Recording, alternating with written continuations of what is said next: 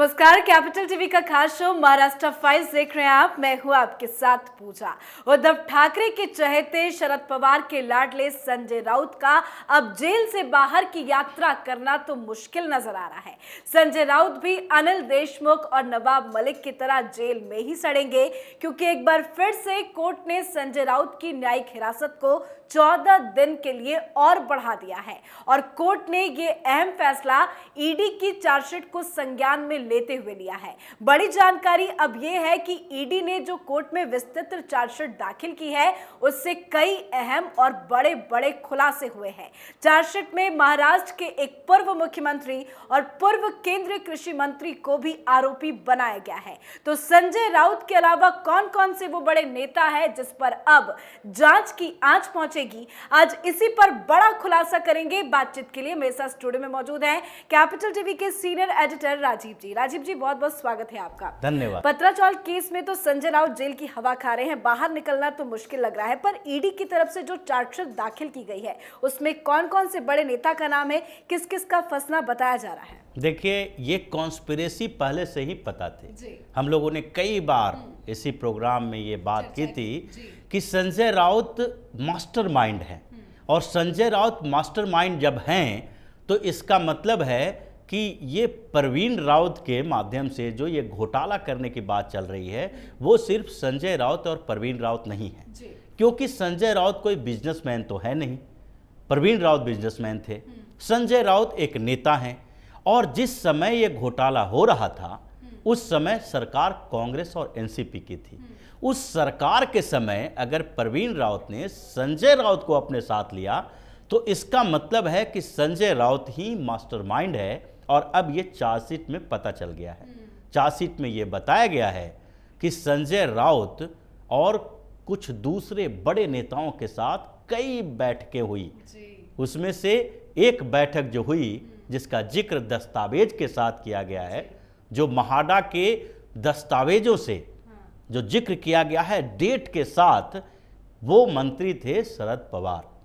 उसमें साफ साफ नाम नहीं लिखा गया, लेकिन इशारा तो है, क्योंकि जब ईडी के चार्जशीट में ये बताया जा रहा है कि 2006 में बैठक हुई थी, और ये भी बताया जा रहा है कि जो 2006 में महाडा की बैठक हुई थी उसमें शामिल थे केंद्रीय कृषि मंत्री, और उस टाइम शरद पवार ही थे। यही नहीं, उसमें साफ तौर पर लिखा हुआ है कि जो केंद्रीय कृषि मंत्री थे उनका संबंध महाराष्ट्र से है। नाम के अलावा सब कुछ बता दिया गया है कि ये शरद पवार ही थे। अब सबसे बड़ी बात यह है कि उसमें जो डेट दिया गया है 14/8/2006 का, 14/8/2006 की एक महाडा की बैठक का जिक्र किया गया है। अब Maharashtra housing and area development council की जो बैठक हो उसमें केंद्रीय कृषि मंत्री शामिल हैं, महाडा के अधिकारी शामिल हैं, महाराष्ट्र के मिनिस्टर्स हो सकते हैं, लेकिन संजय राउत कौन है? अगर देखा जाए तो संजय राउत न तो गुरु आशीष कंस्ट्रक्शन लिमिटेड का कोई भी एम्प्लॉय है, न ही HIDL जो बधावन की कंपनी है जिसको ये कंस्ट्रक्शन की जिम्मेदारी दी जा रही थी, न उसका कोई एम्प्लॉय है। तो संजय राउत उस बैठक में क्या कर रहा है? अगर भारतीय जनता पार्टी और शिवसेना की सरकार होती और संजय राउत को कोई जिम्मेदारी दी जाती, किसी कमेटी के मेंबर होते, तो ये माना जा सकता है कि ये महाडा की बैठक में संजय राउत को स्पेशली इनवाइट किया गया था। महाराष्ट्र में मुंबई के आसपास का मामला है, तो ऐसे में संजय राउत के विशेषज्ञता का इस्तेमाल करने के लिए बुलाया गया था। लेकिन स्टेट में सरकार किसकी? एनसीपी और कांग्रेस की। केंद्रीय कृषि मंत्री एनसीपी के, जो शरद पवार वहां पर जाके स्पेशल मीटिंग कर रहे हैं, जबकि कृषि क्षेत्र से जुड़ा हुआ ये मामला नहीं था। बिल्कुल, ये एक एग्रीकल्चर प्रोजेक्ट है, और जिस प्रोजेक्ट में गरीबों के मकान को रिप्लेस किया जा रहा था और उसकी बची हुई जमीन जो थी उस पर डेवलप किया जाएगा फ्लैट। जो कंपनियों को ठेका दिया गया था वो दो तरह से फर्जीवाड़ा कर लिया। ये पूरा फर्जीवाड़ा आप मीडिया के सामने है कि किस तरीके से घोटाले हुए, लेकिन अभी इस घोटाले के तार कहाँ कहाँ जुड़े हैं वो तो अभी आना और बाकी है। जैसे सबसे पहले चार्जशीट दायर किया ईडी ने। उस चार्जशीट में संजय राउत के खिलाफ सबूत दिए गए। कोर्ट ने मान लिया कि हाँ ये भयानक सबूत है, क्योंकि उस समय बताया गया कि संजय राउत सिर्फ 1 करोड़ 2 करोड़ लेने वाला नहीं है। संजय राउत इस पूरे घोटाले में बड़ी भूमिका निभाने वाला है, इसलिए इसके खिलाफ और जांच की जानी चाहिए, इसलिए हमें समय चाहिए और इसलिए कस्टडी बढ़ा दी गई।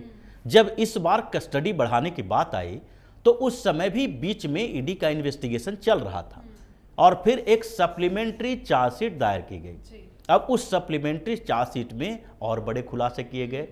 उसमें कहा गया है, स्पष्ट तौर पर लिखा हुआ है कि प्रवीण राउत जो है वो संजय राउत का फुटमैन है, यानी कि उसके इशारों पे प्रवीण राउत काम कर रहा था। ऐसा नहीं है कि संजय राउत प्रवीण राउत के लिए काम कर रहा था, मिडिलमैन था और वो सिर्फ कमीशन ले रहा था। इस चार्जशीट में तो साफ तौर पर लिखा गया है कि प्रवीण राउत संजय राउत के लिए काम कर रहा था। और उसमें इन्वॉल्वमेंट किसकी थी? इसमें कहा गया कि एक पूर्व कृषि मंत्री जो केंद्रीय कृषि मंत्री थे और एक पूर्व मुख्यमंत्री भी उसमें शामिल हुए। अब देखा जाए तो कांग्रेस की सरकार थी, एनसीपी के साथ उसका गठबंधन था। अब उस समय उन सालों के बीच उसमें साफ तौर पर जिक्र नहीं किया गया कि एक ही बैठक की बात है, लेकिन संजय राउत की बैठकें हुई है पूर्व मुख्यमंत्री के साथ। अब पूर्व मुख्यमंत्री में उस समय कांग्रेस में विलासराव देशमुख भी थे जो अब नहीं रहे, लेकिन पृथ्वीराज चौहान, अशोक चौहान तो अभी हैं। दोनों ही पूर्व मुख्यमंत्री अभी पिछली जो एनडीए की सरकार थी उसमें मिनिस्टर भी रहे। तो ऐसे में उन लोगों से भी पूछताछ होनी चाहिए। शरद पवार का नाम स्पष्ट तौर पर सामने नहीं लिखा गया है, इसलिए कि जब तक संजय राउत ये न बता दें कि शरद पवार उस मीटिंग में क्या कर रहे थे और उन्होंने संजय राउत के लिए क्या काम किया है और उनको कितना उसमें कमीशन दिया गया है, एक गवाह तो चाहिए। क्योंकि संजय राउत के खिलाफ तो सारे गवाह हैं, प्रवीण राउत है, वर्षा राउत के ट्रांजैक्शन बता रहे हैं। उसमें सप्लीमेंट्री चार्जशीट में संजय राउत के खिलाफ यह भी बताया गया कि वर्षा राउत जब अलीबाग में 5-5 प्लॉट खरीद रही थी, उसके लिए 1 करोड़ 17 लाख का उसने ट्रांजैक्शन दिया और वो किसको दिया? बायर्स को, जो इनके नाम के लिए दूसरे लोग पहले जमीन खरीदें और फिर इनको किसी न किसी दूसरे रूट से दे दें।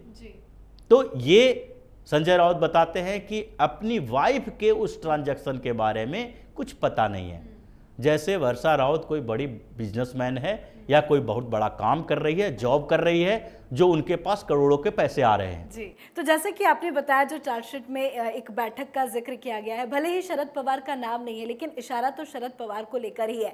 अब इस पूरे चार्जशीट को लेकर बीजेपी भी हमलावर है, बीजेपी कई सवाल शरद पवार को लेकर कर रही है और देवेंद्र फडणवीस को एक पत्र लिखकर मांग की गई है कि इस पूरे घोटाले में शरद पवार की भूमिका का भी जांच किया जाए। तो क्या लगता है, जांच की आंच शरद पवार तक पहुंचेगी क्या? देख, जांच की आंच तो पहुंच गई शरद पवार तक, क्योंकि अभी ईडी के पास वो सबूत नहीं है, सिर्फ संकेत हैं।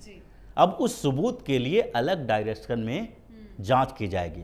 तो ये टीम बनी हुई है, उसके लिए ईडी ने दूसरे एंगल से जांच करना शुरू कर दिया है। लेकिन शरद पवार कोई छोटे मोटे आदमी नहीं है, इसलिए जब तक पुख्ता सबूत न मिल जाए ईडी उन्हें इस घोटाले के मामले में नहीं बुलाएगी। ईडी जांच के लिए बुलाएगी, पूछताछ के लिए बुलाएगी और लगभग ये माना जा रहा है कि इस घोटाले में संजय राउत मुंह खोलेंगे तो शरद पवार फंसेंगे। शरद पवार का नाम लेंगे क्या संजय राउत? संजय राउत को तो अब लेना ही पड़ेगा, क्योंकि आगे की जांच में शरद पवार के बारे में ये पूछताछ की जाएगी कि उस बैठक में, अभी तो बैठक की बात की गई है, डॉक्यूमेंट्स में जिक्र किया गया है कि 14/8/2006 को वो बैठक हुई थी, शरद पवार शामिल हुए थे और एक सीएम शामिल हुए थे। लेकिन अब वो मिनट्स ऑफ मीटिंग की बात की जा रही है, ट्रांसक्रिप्शन की बात की जा रही है कि उस बैठक में जो ये लोग शामिल हुए तो चर्चा किस मुद्दे पे हुई, महाडा के अधिकारियों से इन लोगों ने क्या क्या बात की, इस प्रोजेक्ट के लिए किसने क्या कहा, संजय राउत ने कौन सी बात कही, शरद पवार ने कौन सी बात कही, अशोक चौहान ने क्या कहा।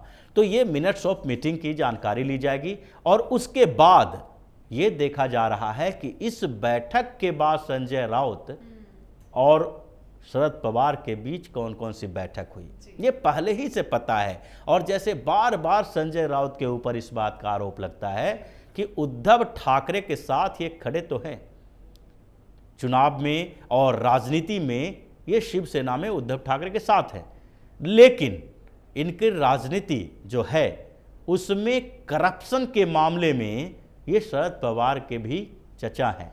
और ये शरद पवार के साथ जो इनका अपना बॉन्डिंग है वो इसी कारण है कि शरद पवार ने महाराष्ट्र में क्या किया है ये महाराष्ट्र के लोगों को पता है। ये घोटालों के सरताज हैं, इनका पूरा फैमिली है जो किसी न किसी घोटाले में फंसा हुआ है।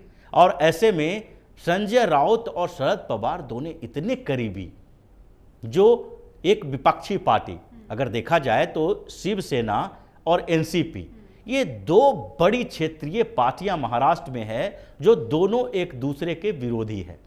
एक तरफ कांग्रेस और दूसरी तरफ भारतीय जनता पार्टी है जो नेशनल पार्टी है, लेकिन एनसीपी और शिवसेना दो ऐसी प्रतिद्वंदी पार्टी है जो एक दूसरे को गिराने में लगी रहती है।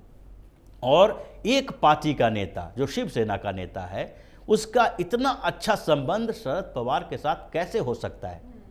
इसका मतलब है कि दाल में काला नहीं, पूरी दाल काली है। और उसके बाद इस समय भी बार बार ये देखा गया कि जब एमवीए की सरकार बनी तो संजय राउत सबसे ज़्यादा खुश नजर आए और संजय राउत ने उद्धव ठाकरे के लिए कम और शरद पवार के लिए ज़्यादा बातें कही। यही नहीं, शरद पवार भी जब प्रधानमंत्री नरेंद्र मोदी से मिलने के लिए गए तो उस मुलाकात में उन्होंने अपने नेताओं की बात नहीं की, न नवाब मलिक की बात की, न अनिल देशमुख की बात की। उन्होंने वहाँ भी जो मुद्दा उठाया कि भाई संजय राउत को बख्श दीजिए। और संजय राउत किस मामले में फंसे थे? संजय राउत इसी पत्राचाल घोटाले में फंसे हुए थे। और वो जो घोटाला था उस घोटाले में इनको ईडी का समन बार बार जा रहा था, ये पूछताछ के लिए कोऑपरेट नहीं कर रहे थे। तो अगर शरद पवार ने पहले ही पत्राचाल घोटाले मामले में संजय राउत को बाहर निकालने की कोशिश की, मतलब एड़ी चोटी का जोड़ लगा दिया, प्रधानमंत्री नरेंद्र मोदी से रिक्वेस्ट कर ली, तो इसका मतलब है कि संजय राउत उनके बड़े राजदार इस घोटाले में हैं। और जिस दिन संजय राउत ने मुंह खोल दिया शरद पवार गिरफ्तार होंगे। लेकिन अगर संजय राउत ने मुंह नहीं खोला, फिर भी ईडी के पास अब सबूत मिले हैं, इशारा हो गया है सप्लीमेंट्री चार्जशीट में, और आगे की चार्जशीट जो होगी जिसमें इस एंगल पर जो इन्वेस्टिगेशन हो रहे हैं उसमें संजय राउत के साथ साथ शरद पवार का पूरा नाम आएगा, इनका काला चिट्ठा खुलेगा और साथ ही कांग्रेस के भी कुछ नेता फंसने वाले हैं। जी, बहुत बहुत शुक्रिया समझाने के लिए। धन्यवाद। तो पत्राचाल घोटाले में दाखिल चार्जशीट में कई अहम खुलासे हुए हैं। चार्जशीट में बताया गया है कि साल 2006 से 7 में संजय राउत ने माडा के अधिकारियों के साथ कई बैठकों में हिस्सा लिया। वो तमाम बैठकें पत्राचाल को लेकर ही हुई थी। तो सीधा सीधा नाम शरद पवार का जुड़ रहा है। इसको लेकर महाराष्ट्र की राजनीति में भूचाल आ गया है। बीजेपी के विधायक अतुल भाटखर ने डिप्टी सीएम देवेंद्र फडणवीस को खत भी लिखा है। अपने पत्र में डिप्टी सीएम से मांग की है कि पत्राचाल घोटाले में एनसीपी चीफ की भूमिका की भी जांच की जाए। अब देखना होगा पत्राचाल केस में जांच की आंच किस तरह से शरद पवार तक पहुंचती है। आज के हमारे शो महाराष्ट्र फाइल्स में फिलहाल इतना ही। कल एक बार फिर महाराष्ट्र से जुड़ी बड़ी खबर के साथ हाजिर होंगे। तब तक देखते रहिए कैपिटल टीवी। नमस्कार।